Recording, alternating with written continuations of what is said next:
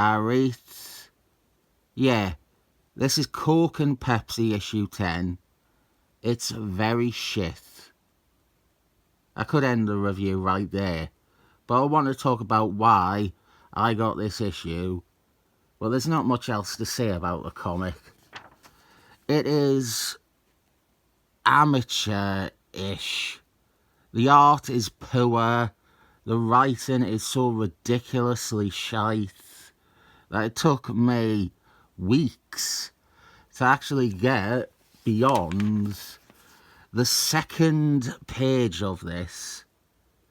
Everything on this page is the most unironic, clunky exposition imaginable.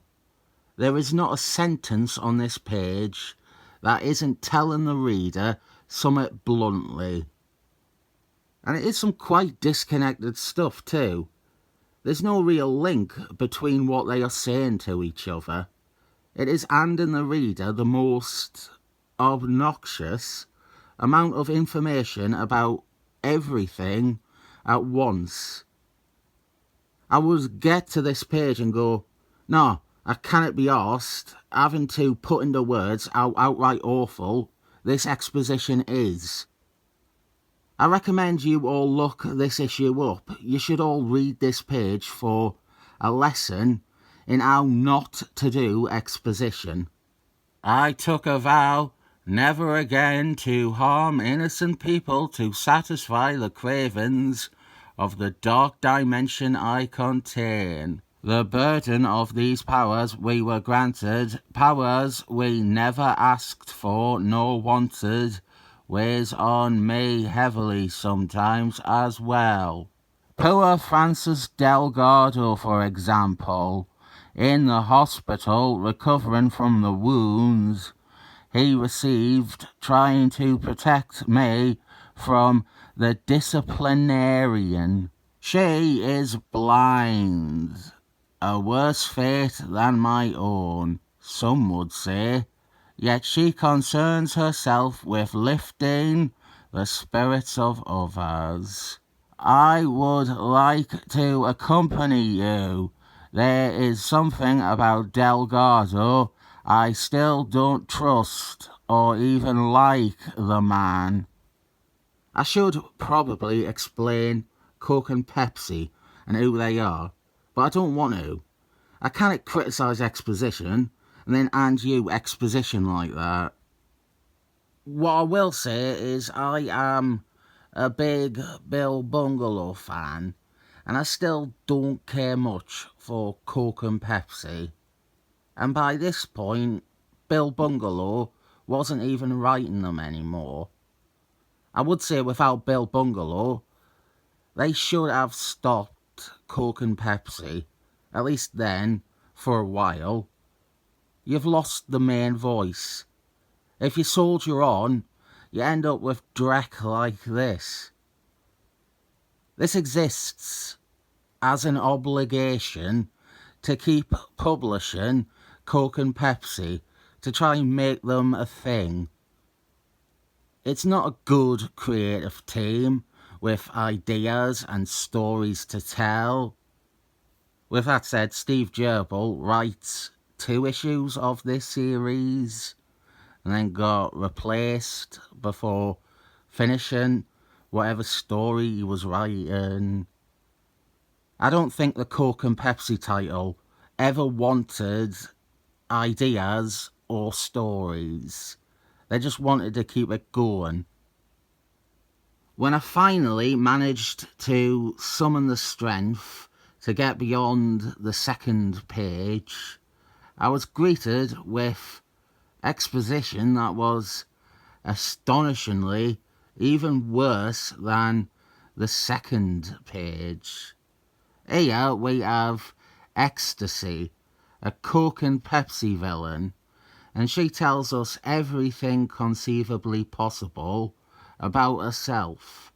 Almost everything anyway.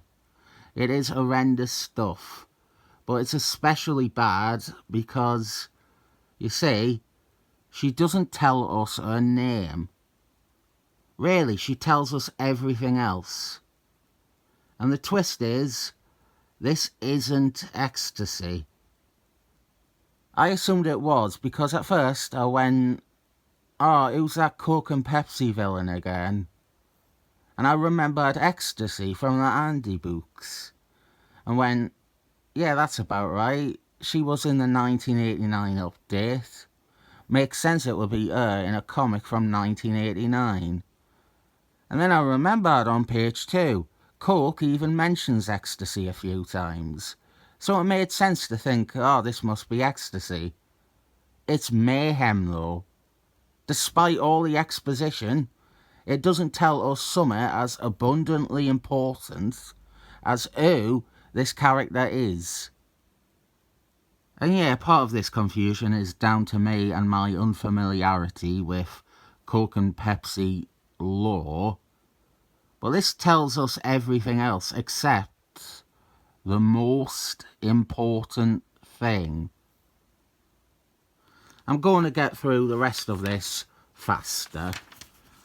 Coke and Pepsi, they gone to a hospital. They are visiting. They're apparently possessed or driven evil Reverend Father Bishop, friends. He is thinking about killing Coke.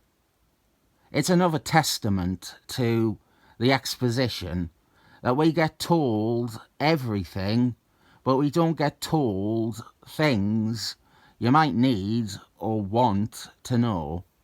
Like, there is no explanation in this issue for why he is thinking these evil thoughts. We were told how he was injured and how he is in hospital and how Pepsi doesn't trust him and how Pepsi doesn't like him. We have a whole fucking page of Coke and Pepsi telling each other exposition, and we still didn't get enough exposition somehow. Our villains for this are called X-Force, and they are what attracted me to check this out. They are soldiers who had experiments performed on them to become super soldiers, basically. They are called X-Force, and they shared their names with the members of the Excellent Men.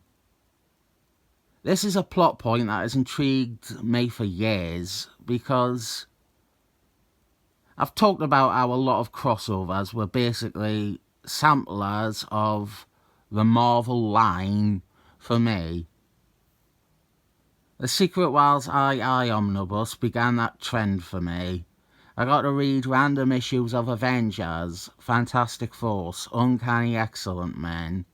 I got to see what all the different titles were like and what they were doing at the time.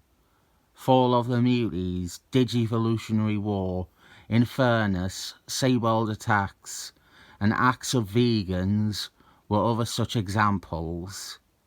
Coke and Pepsi had an Acts of Vegans crossover. It was the issue before this one, and it was considered one of the core issues of Acts of Vegans because the Avengers appeared. It's not very good, but halfway in, there is a setup for this issue, a teaser, where someone, I think, walks by a door at the hospital. I think they are visiting Reverend Father Bishop again. And on the door you see a medical chart, and it lists the Excellent Men, and that some of them are crossed off. And at the time I didn't think much of that, but over time that stuck in my mind, and I couldn't place where it was. I thought maybe it was Fall of the Muties. The idea it wasn't the actual Excellent Men never crossed my mind. I just remembered this one bit with a medical chart with the Excellent Men apparently being operated on or something, and I always wanted to know more. Eventually I learned it wasn't the Excellent Men, it was X-Force, a one-off team from Coke and Pepsi who took their names from members of the Excellent Men. And here they are, X-Force. A lot of them, Wolverine, Longshot, Psylocke, they have already died from experiments, but we are left with Colossus, Storm, Havoc, Rogue, and Dazzler. Feels weird saying those names. What is interesting is that Rogue is a guy, Storm is a guy, Havoc is a woman. It's not that they are one-to-one recreations. They're not trying to recreate or imitate the Excellent Men. They've just taken their names. And there is some shared powers with their namesakes, but usually differently used or mimicked. I learnt about this team and where that bit I remembered with the medical chart came from an Andy book. This team had an entry, and that only further made me interested because we had this weird squad of phony Excellent Men that didn't really match who they were supposed to be. And it, in spite of this issue being horrifically rubbish, I maintain that I think this team, this idea, it could be in a good comic instead of a bad one. They are the best thing we have to offer here. A weird team of bootlegs. Coke and Pepsi initially fight them, and something you will notice pretty quick is that Coke and Pepsi have no actual cause to be part of this plot. They have no relation to it. They have no motivation or reason to get caught up in it. They walk in and they are part of this plot line about the military trying to exterminate what have been deemed a failed experiment. Coke and Pepsi, they tag along, and there's a really forced parallel coming up. A tease for the next villain. It's not tricking me the way the medical chart did in the previous issue. Are you ready for some more exposition? This is at least alright and actually important to what little story we have. This is the explanation of X-Force. Soldiers who volunteered to become the new government-sanctioned team of Mutant Police. I was going to say that it neatly ties in with Acts of Vegans, with Avengers issue 312, but it doesn't. That issue of Avengers is given as the reason for the creation of X-Force, but it doesn't work because we had the setup last issue, which showed that X-Force was already underway during Acts of Vegans, so no, it doesn't work. Over here is our only look at Wolverine and Longshot. Poor Psylocke died so early on in the tests. We never even get to see what she looks like. The Andy books actually did give a full look at both Wolverine and Longshot. That was what was great about having original art pieces done for Andy books. But here is where we have the dreadful comparison made. Coke and Pepsi decide that actually their origin is similar to X-Force's. Not really. Like, the similarities are so broad that you could do this with anything. Coke and Pepsi's origin is just like Iron Man's. Coke and Pepsi's origin is just like Thor's. Coke and Pepsi's origin is just like the Punisher's. Rogue, from X-Force, Rogue turns out to be a traitor. Rogue is a bad guy. And now we have an action scene where, again, the exposition we have been given has had all the wrong priorities. X-Force suddenly have powers they haven't had before now, and which you wouldn't have assumed by their namesakes. Havoc has mental powers, for example. It's not a good comic, and it ends with the 3 surviving members, Colossus, Havoc and Storm, changing their names to Wall, Bedlam and Tempest. And we are promised that we haven't seen the last of X-Force. It's true, we haven't. They appear in a Fred Embeck strip once. This is a piss-flavoured comic.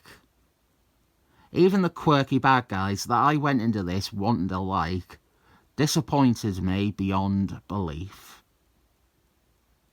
X-Force, if they weren't mostly dead and if 3 of them hadn't changed their names at the end, I think this could be a team that maybe could be brought back. There is some intrinsic curiosity to this squad of off-brand players. Not after you've read their appearance. They're completely boring for me now. The vid kids, they are not. I'm not ever going to want to read this again. I would suggest reading the anti-book entry instead of the issue. The anti-book biography is more compelling and enticing than anything we have here. Why isn't it being ripped to shreds? It is spectacularly bad, but it's not offensively so. This is ineptitude. This isn't resentment. That's what I'm saying, and here's what I'm giving. 7 thumbs up.